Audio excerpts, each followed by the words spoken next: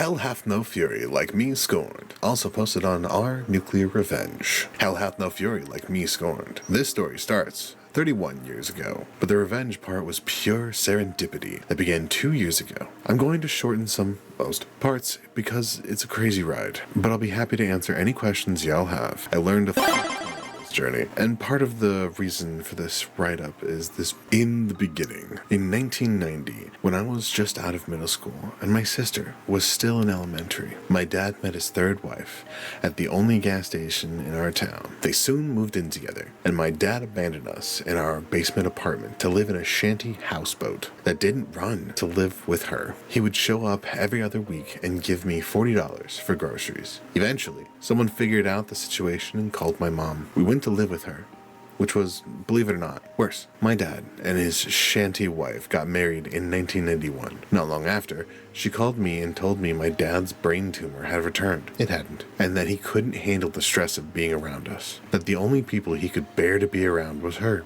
and her son, Jordy, who was my age. When I called my dad to ask if this was true, he said it wasn't, and he just couldn't believe that she would say that to begin with. That was one of our last conversations, until 2 years ago. The middle. There's not much in this part. I worked my way through college, living in my car, and from time to time. My dad and I were no contact, but I heard from family that he'd bought a house and put his son through some vocation classes. When my grandmother died, Shorty and Shanty wife showed up in a truck and took all the furniture and anything else that wasn't tied down or already gone. Eventually, I went no contact with my dad's side of the family. I struggled for years, decades really, but I made it, and I have a great job and a good family now. The best revenge is living well, right? The pre-end warm-up. This is built up. 2 years ago, October 2019, I got a call from my dad's brother, Alan. He told me my dad was in a nursing home in another state. Great! And I needed to go see him because he needed my help.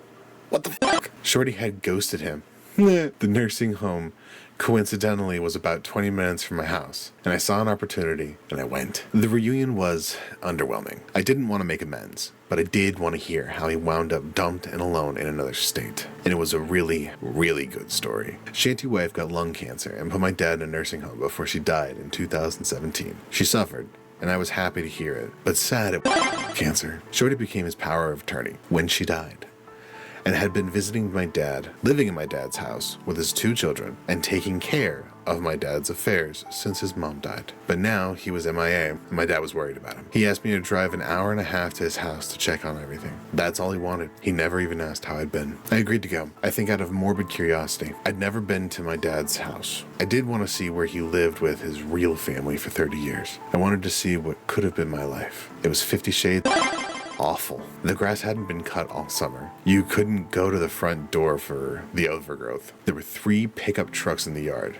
2 were full of trash. Cabs and beds and back sheets, just trash. Mail, clothes, paper, shoes, garbage bags. I couldn't understand it. My dad's handicapped, modified SUV was on 4 flats and full of garbage. I didn't have a key, so I just walked around. From what windows I could look through, the inside was in shambles and the horde to hell. On the front and carport doors were dozens of notices from the city that they were going to condemn the place. The carport was also hoarded, boxes and boxes stacked on top of each other, most rotten from the rain. The yard was full of garbage, broken Christmas ornaments, more shoes, rusted tools, old tools. There was a letter in the mailbox notifying him that since the house was abandoned, mail would not be delivered anymore. That night, I googled powers of attorney and how to use them. I went back the next day and showed my bedbound dad the pictures of my home. He vowed to beat Shorty's then asked me to help more. I told him I would, but he'd have to sign power of attorney over to me. All of it. Durable,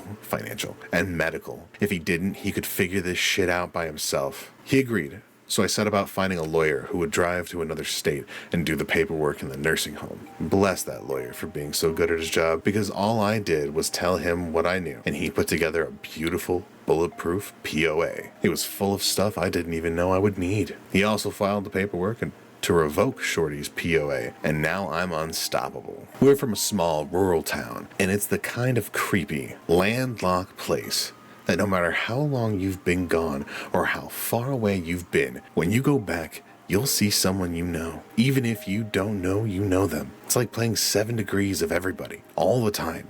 It's suffocating, but it can also be helpful. The beginning at the end. I got to work the next morning. I didn't know how scorched the earth would have been if I finished, and I didn't want Shorty or anyone from his prolific, inbred family trying to find me, so I made sure nothing I did had my name on it. I opened a Google account for my dad and got a Google number. I opened a P.O. box for him in his town, but I put a small forwarding notice. I pulled his credit report. I took the POA to my dad's small town bank, changed the address on his accounts, and got new account numbers. I requested copies of every transaction back to the day Shanty wife had died, about 13 months worth. I had to go to the main branch 2 hours away from my house the next day to pick the records up. I sat in the lobby all afternoon, going through the account. I cornered a service rep and got a crash course in his debts and deposits. This is when I figured out the extent of Shorty's staggering stupidity. My dad got about $5,000 a month in disability on Social Security every month, twice a week. Shorty was going into a branch and withdrawing cash, all of the cash, for 13 months. And every time he did, as the POA, he had to sign a form stating that he was acting on behalf of my dad. And that form was notarized by the bank. I went through every withdrawal and got the bank to confirm that every one of them was made by Shorty. Then I went to the house and called the locksmith. I knew it was bad, but I had no idea what was waiting for me there. He got the first door opened, and the stench rolled out like a fog bank. We both gagged. 2 locks later, I was so embarrassed by what he had to see and smell, I gave him a $60 tip, and with shiny new keys in hand, I called the cops. I told them I was POA for my dad. I was checking on his house, and there were 3 vehicles there that didn't belong to him. He asked me if I knew who they belonged to. I said no, and I wanted them towed. He told me to call a tow company, and he would meet me right there. They showed up with 2 wreckers. The tow truck got out and asked me for a signature. I only signed my first name.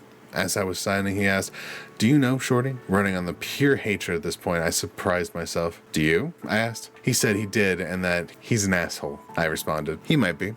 Hey, can you do me a favor? If you see him, will you tell him that's coming for him?" His bravado evaporated. He knows a crazy when he sees one. They towed the trucks. When everyone was gone, I opened the door in the carport to peek in. The sun was going down, and it was dark in the house. I heard something faint, and after some seconds, I realized it was the roaches and the rats doing their roach and rat stuff. I could smell it all in my hair. I sat on the carport steps and watched as the sun went down. I was mad. I was so fluffin' cosmically livid that 72 hours was all it took to dissolve 3 decades, and there I was, stinking and listening to the rats cleaning everyone else's shit up, taking time away from my family. And for what? I had to come to Jesus with myself. I could either bow out now or double down. And the thing is, I'm tenacious to a goddamn fault. I had to be to survive. And this was a bone I couldn't put down. The thought of Shorty's life being upended, his only source of income probably, disappearing literally overnight, and my dad having to hear secondhand from me that he's broken alone made me absolutely giddy. I desperately wanted them both to lose what they had left. So I decided I was going to triple dog down. That night, I Googled restraining orders.